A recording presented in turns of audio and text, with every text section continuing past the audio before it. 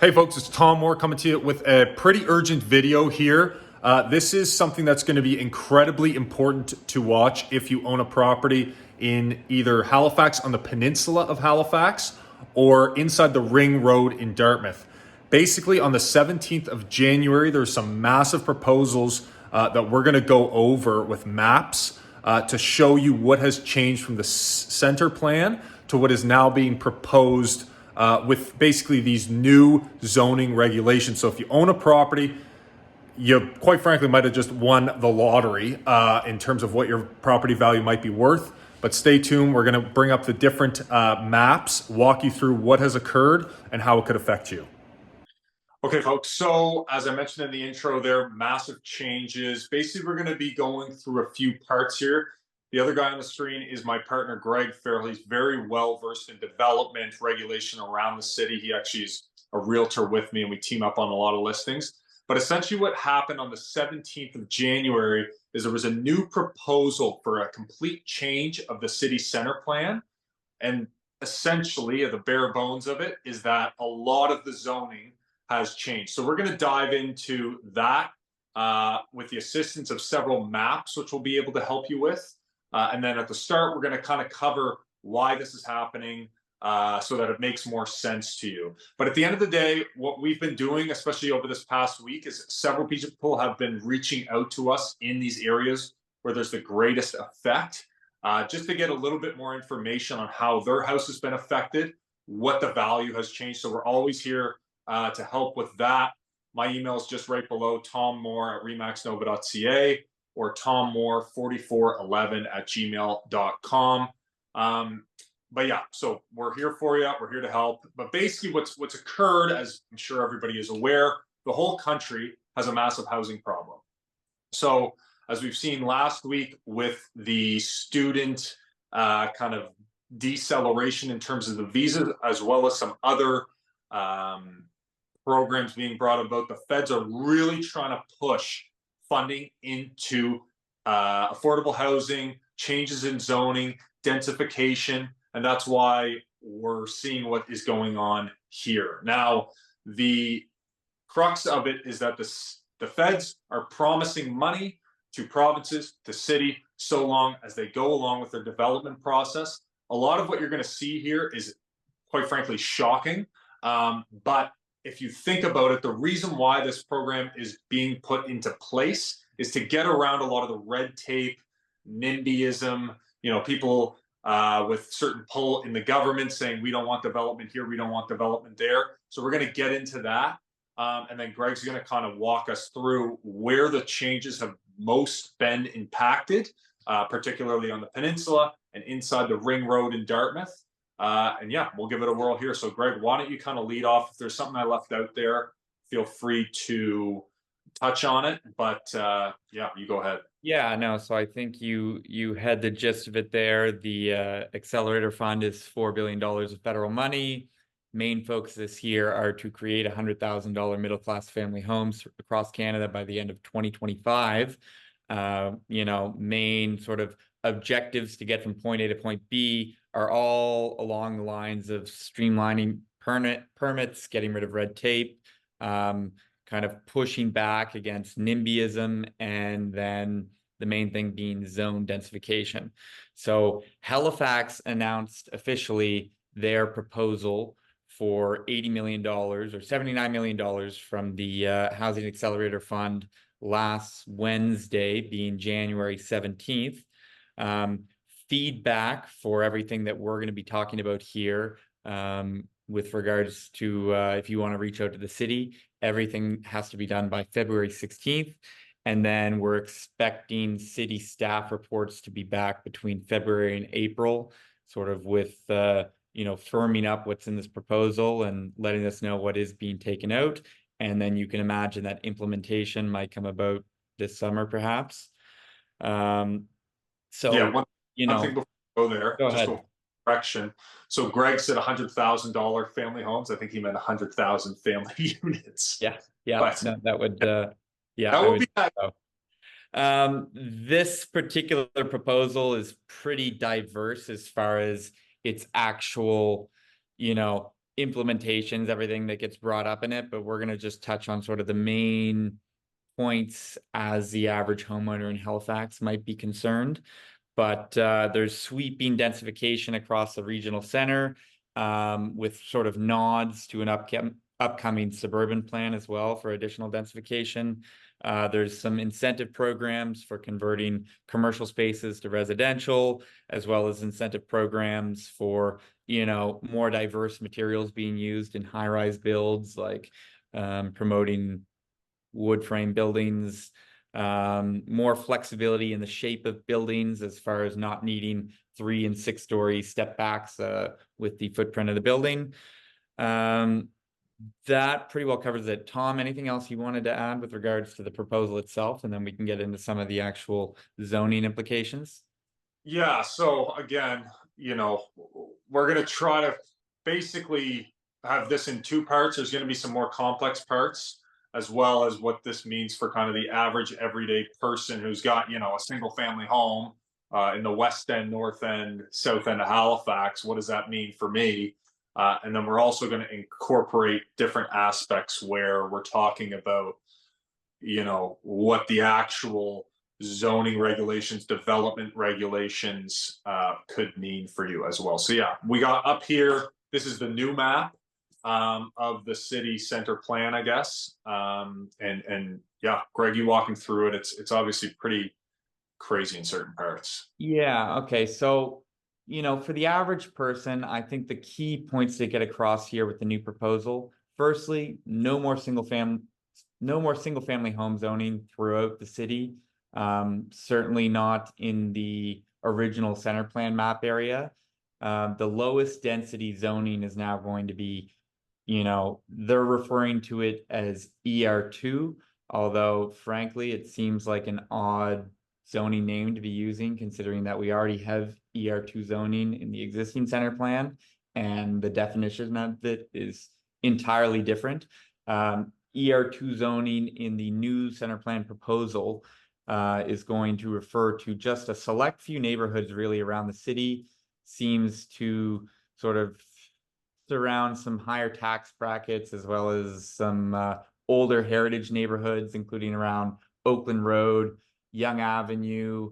We see sort of the Citadel Ramparts in the north end there, as well as the Flower Streets in Dartmouth and Shore Road in Dartmouth are all going to get the new lowest density zoning. So ER2, however, now refers to a maximum of 4 units per lot, which is a big deal. Now, this minimum of 4 units is going to hold true throughout the extended city on any municipally serviced lot. So if you're on, sewer and water from the city, seems to be, a blanket statement of saying you can put in minimum 4 units on those lots.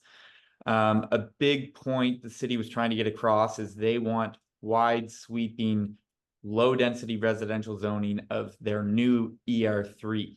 Now, once upon a time, ER3 generally referred to kind of up to 4 units, depending on the lot size. The new ER3 definition is not related to any unit maximums per se.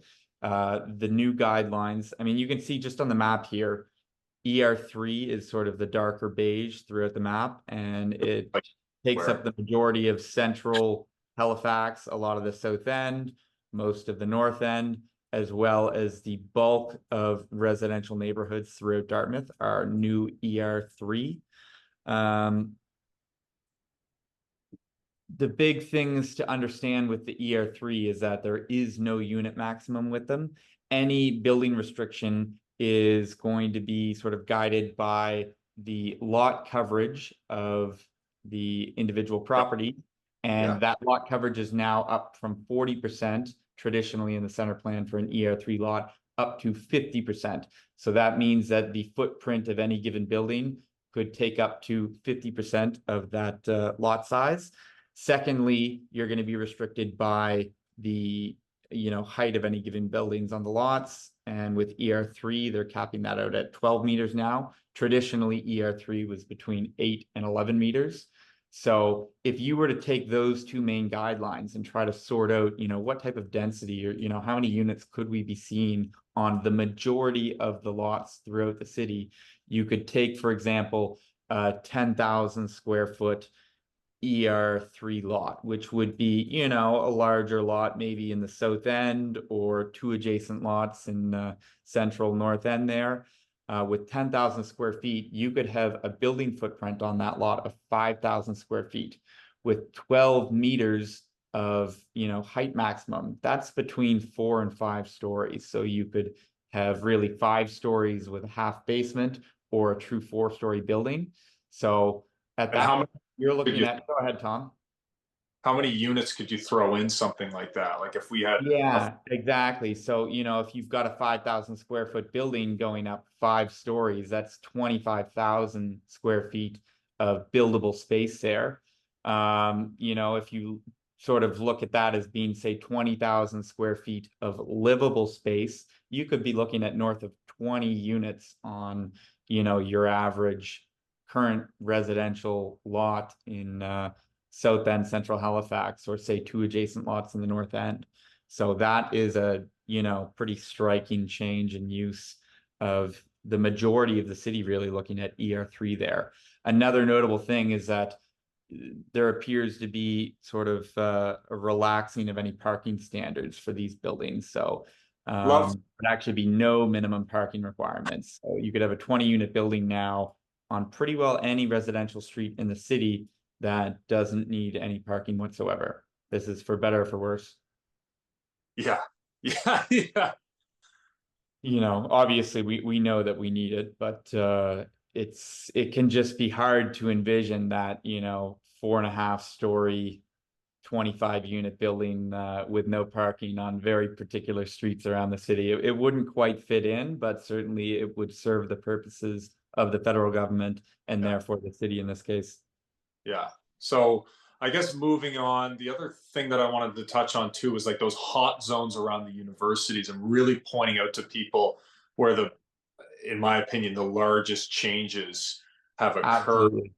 what that Yeah, zone. so in addition to what they refer to as um, gentle densification in the low density residential areas that we were talking about, the ER2 and the ER3, the other main changes that we're seeing with this proposal are with regards to upzoning to higher order residential in other neighborhoods around the city.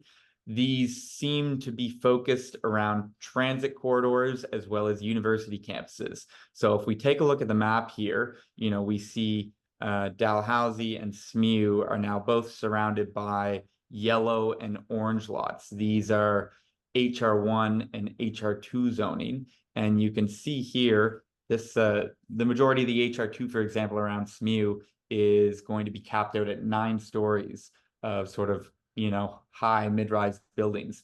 These currently are all ER1 zone single family homes along Roby Street and Marlborough Avenue, as well as Gorgebrook Avenue, Tower Road. So that's another pretty stark change that you can only imagine there might be a little bit of pushback there. But we also see here that, you know, the federal government with the program is explicitly trying to tackle NIMBYism. So, you know, it's definitely not obvious to me that any pushback or feedback to the city really is going to necessarily make a difference here when the explicit stated purpose of the program is to push back against that. But yeah, we see a lot of upzoning around Dalhousie, around SMU, around NSCC off of Leeds Street in the North End, as well as extended neighborhoods off of the purple transit corridors here, which were previously zone corridor to begin with, but a lot of the time you'll now see one block off of the corridor getting upzoned to higher residential orders. We also see minor changes and in some cases significant changes in pre-existing higher order densities. For instance, Center 1 and Center 2 zoning, like along Quimpool, as well as Roby Street. Traditionally, that was capped at 90 meters. And now we're seeing, you know, 90 meters would be about approximately, say, 30 stories, generally speaking. And a lot of those zones have now jumped up to 40 stories and 33 stories, respectively, for Center 1, Center 2. So, that might not be such a big deal to the average person, but certainly to anyone who owns land in any of those regions, essentially you could just assume that the property values have now jumped by, 30%, could be 25% in the case of central. We've got corridor zoning that's jumped up from 6 stories to 9 stories. So as far as, evaluating unit density there, you could see a 30% jump in values with that as well. Lastly, this has less implications, I think, for the average homeowner. But if you look at previously zoned HR1 and HR2 throughout the city, there's quite a bit of variability now as far as the maximum heights throughout the city. We see some, HR1 zoning that's maxing out at 4 stories, being 12 meters, and other HR1 that's set at 20 meters. So it seems to be more of a case by case, neighborhood by neighborhood definition now on heights and density. Yeah. So, just to summarize, I guess for somebody looking at this map and looking at the other map, the old map, if they've seen a change in the color of their property, or even if maybe they were sitting on a purple property or a red property, that's where the orange. So the dark orange means HR2. That's almost, that's a massive change. The light, or sorry, the brown is HR1. That's a Correct. very change.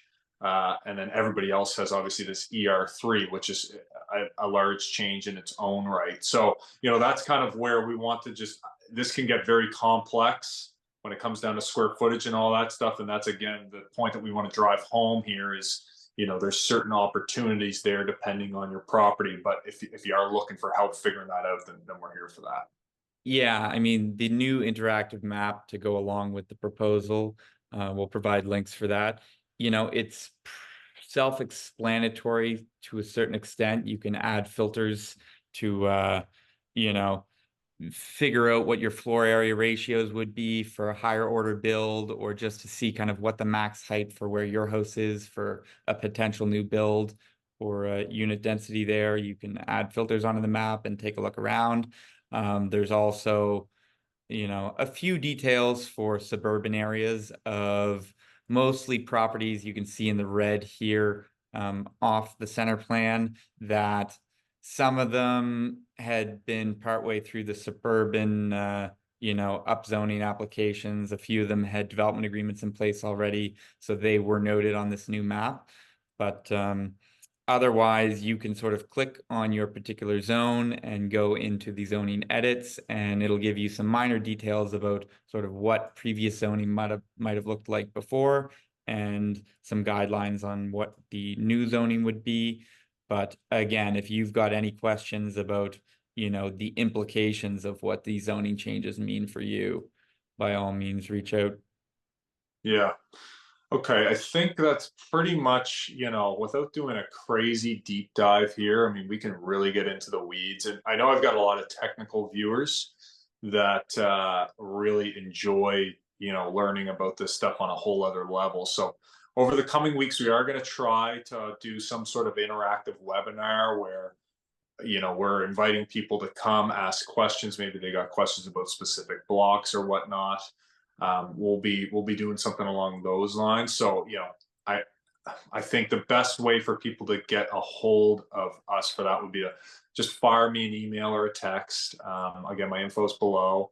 The other thing is, if you're uncomfortable asking questions on that, again, we can do a lot of this stuff from either, if you want us to come to your house or meet for coffee, we can do a lot of it just by email as well, in terms of giving you at least a little bit of information. A lot of this can really multiply when you have adjacent properties. So if, you and your neighbor are kind of thinking about selling, then that's really where a lot of value can be added. But at the same time, in some of these other zoning areas where you're seeing the yellow, the brown, the red, the purple, these changes that just have happened here, or proposed, I guess, to happen here in the last week, that can really be quite significant in terms of some of the use cases for, your land. So Yeah.